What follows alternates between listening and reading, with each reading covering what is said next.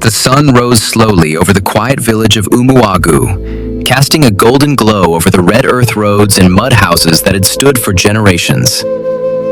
Roosters crowed in the distance, and the faint sound of women pounding yam echoed through the air. In a small, aging house at the edge of the village lived Ngozi, a woman whose strength was far greater than her circumstances. At just 31 years old, life had already taken more from her than it had given. She had no husband, no children, no real social life, but she had one thing that meant everything to her: her younger sister, Chisom. Ever since their parents died in a tragic accident years ago, Ngozi had stepped into a role she was never prepared for. She became a mother overnight, a provider, a protector. While other girls her age were dreaming of weddings and building their own families, Ngozi was working tirelessly just to keep food on the table. And to her, it was worth it. Because Chisom was different. Chisom was bright, intelligent, focused, the kind of girl teachers spoke about with pride. "Your sister is going places," her school principal once told Ngozi. And from that moment, Ngozi made a silent promise to herself. "No matter what it takes, I will make sure she gets there." Life wasn't easy. Ngozi woke up before dawn every day. She fetched water from the stream, prepared food, and then rushed off to work in a local restaurant in the nearby town. The pay was poor, the hours were long, but she never complained. At night, when her body begged for rest, she would sit beside Chisom under a dim kerosene lamp, helping her read, encouraging her, reminding her of the future ahead. "Education is your way out," Ngozi would always say, and Chisom believed her. Years passed, and Chisom continued to excel. She became the pride of the village. People began to talk. "That girl will make it big one day. Her sister is really trying. God will reward Ngozi." Those words kept Ngozi going. They gave her hope. Then one afternoon, everything changed.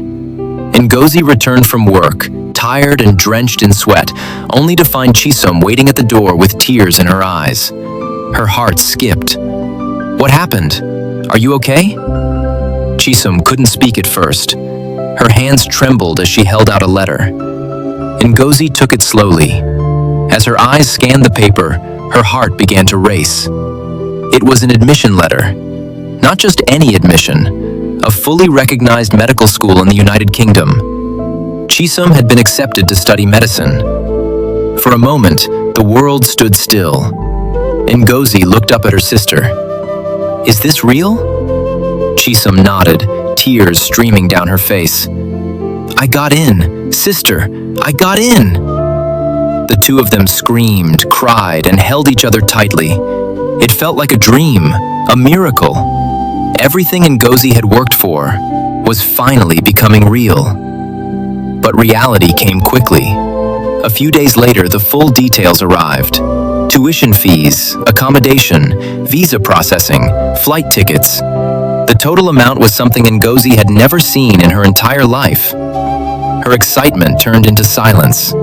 That night, she couldn't sleep. She sat outside under the moonlight, staring into the darkness. "How will I do this?" she whispered to herself. The next morning, Chisom approached her carefully. "Sister, it's okay. If it's too much, I can study here in Nigeria." Ngozi turned to her sharply. "No." Her voice was firm. "This is your chance. You're not giving it up." "But the money." "I said no." Ngozi softened her tone and held Chisom's hands. "We didn't come this far to stop now." And just like that, Ngozi made a decision that would change everything. The following weeks were filled with sacrifices that shocked everyone in the village. First, she sold their father's only piece of land, the same land he had worked on for years before he died. People gathered and whispered, "That land is all they have. What if this girl forgets her?" But Ngozi ignored them. To her, the future was more important than the past. Still, it wasn't enough. So she took on extra jobs. She cleaned houses. She washed clothes for people. She worked day and night, barely sleeping. Her body grew weaker, but her determination only grew stronger. Sometimes, late at night, she would quietly cry when no one was watching. Not because she regretted her decision, but because the burden was heavy. Still, every time she looked at Chisom, she reminded herself, this pain is temporary. Her success will be forever. As the departure date drew closer, the pressure intensified. There were still bills to pay, documents to complete, deadlines to meet. But somehow, Ngozi kept pushing. Finally, the day came. The visa was approved. The ticket was ready. Chisom was leaving for London. The entire village came out to say goodbye. It was a moment of pride, a moment of hope. At the small roadside park where the bus would take her to the airport, Ngozi stood quietly beside her sister. She tried to stay strong, but her eyes were filled with tears. "Listen to me," she said softly. Chisom nodded. "Don't forget where you come from. Don't forget who you are." "I won't," Chisom replied quickly. "And don't forget me," Ngozi added, her voice breaking slightly. Chisom hugged her tightly. "Never. You're the reason I'm going. I will make you proud." As the bus engine started, the moment became real. Chisom climbed in, their eyes locked through the window, and as the bus drove away, Ngozi stood there, watching, until it disappeared completely. That night, the house felt empty, too quiet, too still. For the first time in years, Ngozi was truly alone. But deep in her heart, she smiled, because she believed everything she sacrificed was worth it. But she had no idea that this journey would not end the way she imagined. The moment Chisom stepped out of the airport in London, everything felt different. The air was colder, the people moved faster, the city lights stretched endlessly like a world she had only seen in movies. For a brief second, she stood still, overwhelmed. "This is it," she whispered to herself. "This is my new life." The first few weeks were exciting. Everything felt like an adventure. The tall buildings, the organized streets, the diversity of people. Chisom quickly settled into her student accommodation, sharing a flat with two other international students, one from India and another from Jamaica. They were friendly, confident, and outspoken, very different from her. At first, she felt shy, reserved, careful with her words. But slowly, she began to adapt. Back in Umuagu, Ngozi was counting days. She waited eagerly for Chisom's calls. And at the beginning, Chisom didn't disappoint. Every evening, her phone would ring. "Sister, you won't believe what I saw today." She would talk endlessly about her classes, her new friends, the weather, even the food she was struggling to get used to. Ngozi would laugh, her heart full. "Are you eating well? Are you sleeping? Don't stress yourself too much."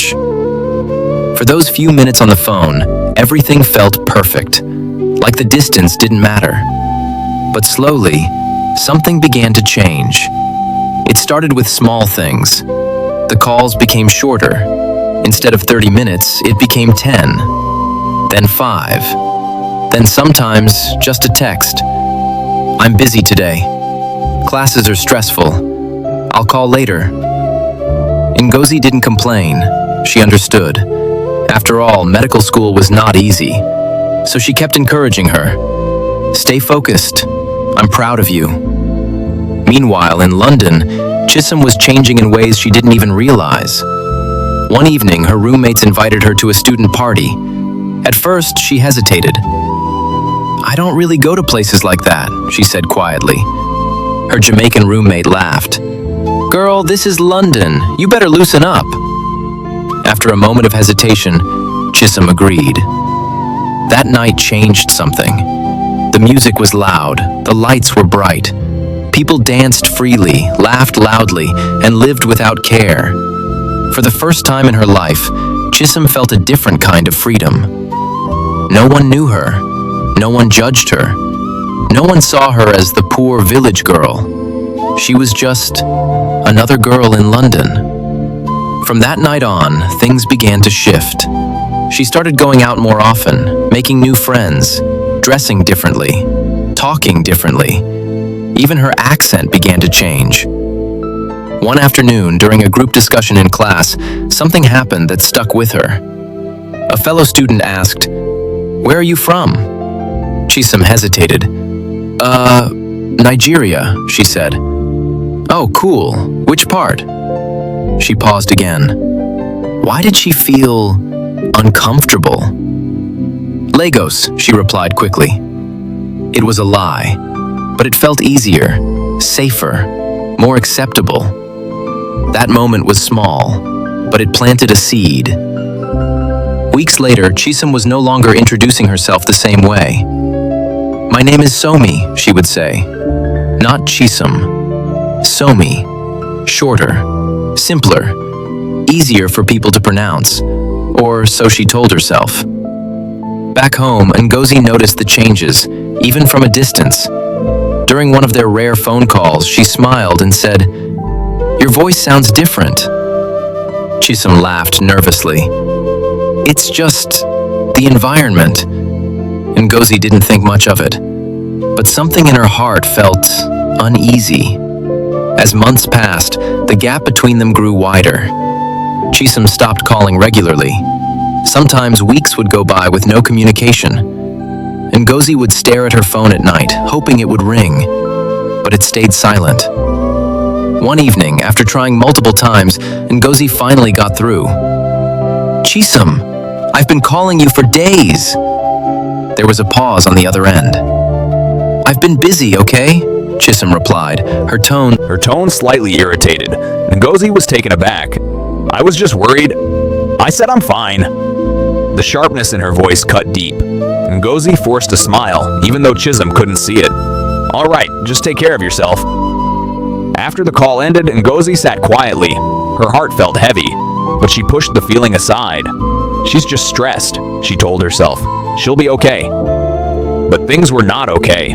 In London, Chisom had fully stepped into her new life, her new identity, her new circle. Her friends didn't know about her struggles. They didn't know about Ngozi. They didn't know about the sacrifices that brought her there. And slowly, she stopped telling that story. One day, while scrolling through social media, she saw a message from Ngozi. A simple message, "I miss you." Chisom stared at it. For a moment, guilt crept in. But then her phone buzzed with a new message from a friend inviting her out. She sighed and ignored Ngozi's message.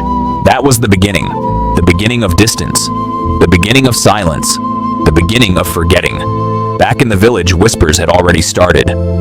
"I heard she doesn't call again. London has changed her. These things happen." Ngozi heard them, but she refused to believe it. "Not my sister," she would say. "She's different."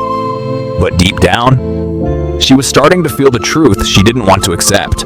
One night, as she lay on her bed staring at the ceiling, she whispered softly, "God, please don't let her forget me."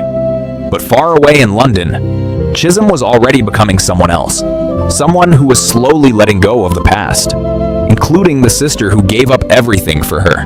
And very soon, that choice would lead to something she could never undo. Months passed, then a year, and the distance between Ngozi and Chisom was no longer just physical. It had become emotional. Back in Umuagu, life continued as usual, but for Ngozi, something was missing. The house that once felt warm and alive now felt quiet, empty. Every corner reminded her of Chisom, her laughter, her voice, her dreams. Now, all she had was silence. Ngozi still worked tirelessly, still pushed through long days and exhausting nights. But something had changed. The joy that once fueled her sacrifices was slowly fading. One afternoon, while returning from work, Ngozi ran into an old neighbor, Mama Ebre. "My daughter," the elderly woman called out. Ngozi greeted her respectfully. "How is your sister in London?" Ngozi forced a smile. "She's fine, Mama. Just busy with school." Mama Ebre hesitated. "There's something I heard." Ngozi's heart skipped. What is it? My son called me from London last week. He said he saw your sister at a restaurant. Ngozi's face brightened slightly. Oh, that's good. But Mama Ebere interrupted her. He said, when he tried to talk to her, she denied knowing him. The world around Ngozi seemed to pause. I don't understand, she said slowly. Mama Ebere shook her head. I didn't want to believe it. That's why I'm telling you. Ngozi walked home in silence. Her thoughts were racing. No, not Chisom. She wouldn't do that. She can't do that. But deep inside, a quiet voice whispered, what if it's true? That night, Ngozi tried calling her once, twice, 5 times. No answer. She sent a message. Chisom, please call me. It's important. Hours passed. No reply. Days passed. Still nothing. For the first time, fear turned into doubt, and doubt slowly turned into pain. Finally, after nearly a week, her phone rang. Ngozi rushed to pick it up. Chisom! There was a brief silence. Then came the voice on the other end. Yes? Something about it felt cold, distant, unfamiliar. Ngozi swallowed hard. I've been trying to reach you. Are you okay? I'm fine. I've just been busy. Ngozi nodded even though she couldn't see her. Someone said they saw you in London, a boy from our village, Mama Ebere's son. There was a pause, a long one. Then Chisom sighed. So?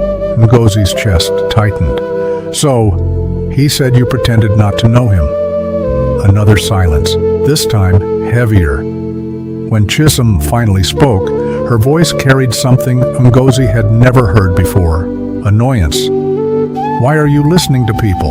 Ngozi blinked, confused. I'm not listening to people, I'm just asking... Look, Chisom cut in. I don't have time for this. Ngozi froze. What was happening? Chisom, I'm your sister. I know that. Then why does it feel like you're avoiding me? There it was, the question Ngozi had been holding in for months. On the other end, Chisom exhaled deeply, as if she was tired of explaining, tired of pretending. Then she said the words that would shatter everything. Because my life is different now. Ngozi felt her heart drop. I don't understand. I'm in a different environment, different people, different standards. Ngozi's voice trembled. And what does that have to do with me? There was a slight pause. Then, everything broke. I can't keep explaining my background to people every time, Chisom said bluntly. Ngozi went silent. Her mind struggled to process what she just heard. What are you saying? I'm saying I've moved on. The words hit like a slap. Moved on? Ngozi repeated weakly. Yes, this life, this place. It's different. You won't understand. Ngozi's eyes filled with tears. I won't understand. I'm the reason you're there. Silence. For a brief moment, it felt like Chisom might soften, like she might remember, like she might come back. But instead, she went further. I didn't ask you to suffer for me. That was it. The final blow. Ngozi's body went numb. Her lips trembled, but no words came out. All the sacrifices, all the sleepless nights, all the pain, reduced to nothing. I have a life now, Chisom continued. Please, stop calling me all the time. It's too much. Tears streamed down Ngozi's face silently. Too much, she whispered. But Chisom didn't respond. Instead, she said one last thing. I have to go. And just like that, the call ended. Ngozi stood there staring at her phone, as if hoping it would ring again, as if hoping it was all a mistake.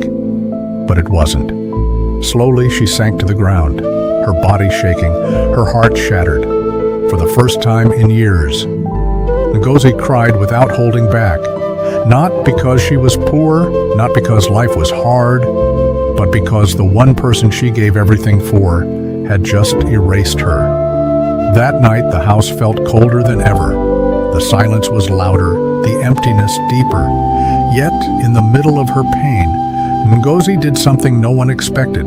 She knelt down, closed her eyes, and whispered through tears, "God, please take care of her. No anger, no curses, no hatred, just love, even after everything." But far away in London, Chisom didn't know that the words she had just spoken would come back to haunt her, because life has a way of teaching lessons in the most painful ways, and very soon her perfect world would begin to crumble. Life moved on, but not in the way Chisom expected. In London, the excitement that once defined her new life slowly began to fade. The parties became routine, the friendships became shallow, and the pressure became overwhelming. Medical school was not as easy as she had imagined. With all the distractions, late nights, and divided focus, her grades began to drop. At first, she ignored it. "I'll fix it," she told herself, but she didn't. Instead, she leaned deeper into the lifestyle she had built. Expensive outings, designer clothes she couldn't afford, trying to keep up with people who didn't even care about her. Soon, money became a problem. The funds Ngozi had struggled to provide were no longer enough. But instead of asking for help, Chisom chose pride. She started lying, telling people she came from a wealthy background, pretending everything was fine, even when it wasn't.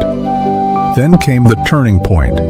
One of her friends introduced her to a quick way to make money. "It's nothing serious," they said. "Just small online transactions, easy cash." At first, she hesitated. This doesn't sound right. But the pressure, the lifestyle, the need to belong, it all pushed her. Just once, she told herself, but once turned into twice, then into a habit. Before she realized it, Chisom was deeply involved in something she didn't fully understand, something dangerous. Then one morning, everything collapsed. There was a loud knock on her apartment door. Before she could react, the door burst open. Police officers stormed in. "Chisom Okafor?" Her heart stopped. Within minutes, her world came crashing down. She was arrested for fraud. The same friends who introduced her to it, gone, disappeared, phones off, no trace. She was alone, in the cold, silent interrogation room. Reality finally hit her. All the lies, all the pride, all the decisions she made led her here. Tears rolled down her face as one painful thought echoed in her mind. How did I get here? Days turned into weeks. Her case worsened. Her school expelled her. Her reputation destroyed. Her future uncertain, and for the first time in a long time.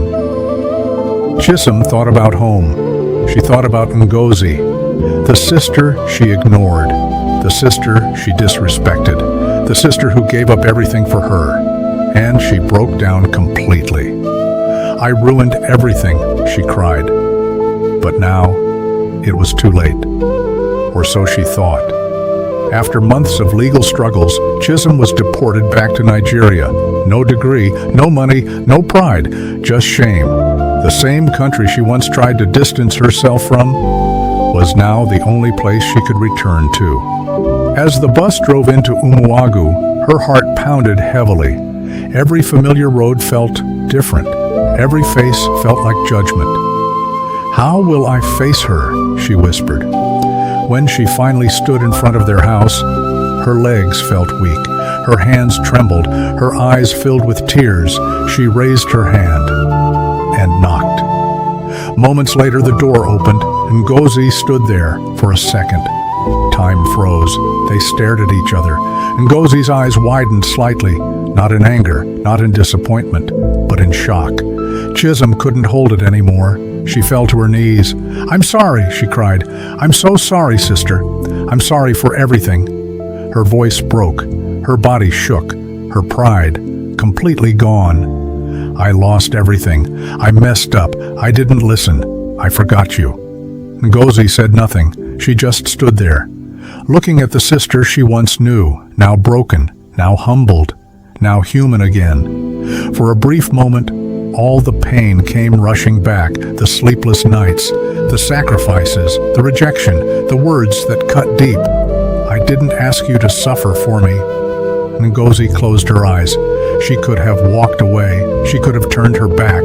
She could have reminded Chisom of everything she did wrong, but she didn't. Instead, she stepped forward and pulled her sister into a tight embrace. Chisom froze, shocked, confused. "You're home," Ngozi whispered softly. That was all. No anger, no blame, no punishment, just love. And that broke Chisom even more. She cried like a child, holding on to Ngozi tightly. "I don't deserve you." Ngozi gently stroked her hair. "Maybe not," she said quietly, "but you still have me." In that moment, everything changed, not because the past was erased, but because love chose to remain. The new beginning life didn't magically become perfect. Things were hard, very hard. Chisom had to start over, from scratch. This time, no pride, no lies, no shortcuts. She got a small job in a local clinic. She worked honestly, humbly, gratefully, and every day. She looked at Ngozi with a new understanding, not just as a sister, but as a blessing she almost lost. Final voiceover message. Sometimes we chase new lives and forget the people who gave us one. Sometimes we trade love for pride and lose everything in the process. But true love, real love, doesn't disappear when it's broken. It waits, it forgives, and sometimes it gives us a second chance we don't deserve. Because at the end of the day, family isn't just where you come from, it's who stays, even when you fall.